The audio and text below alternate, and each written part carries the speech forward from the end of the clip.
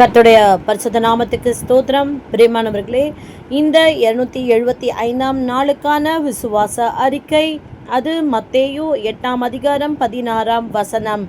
அஸ்தமனமான போது பிசாசு பிடித்திருந்த அநேகரை அவரிடத்தில் கொண்டு வந்தார்கள். அவர் அந்த ஆவிகளை தமது வார்த்தையினாலே துரத்தி பிணியாளிகள் எல்லாரையும் சுஸ்தமாக்கினார். ஆமென்.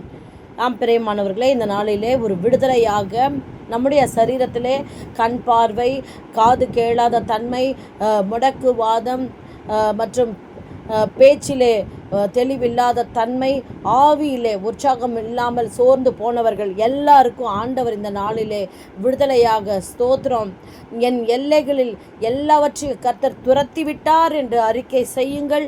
உங்களுக்கு உங்கள் பலவீனத்திலிருந்து நிச்சயமாக கர்த்தர் விடுதலை தருவார். சுகத்தோடும் பலத்தோடும் வாழ்ந்து கர்த்தருக்கு மகிமையாக இருப்பீர்கள்.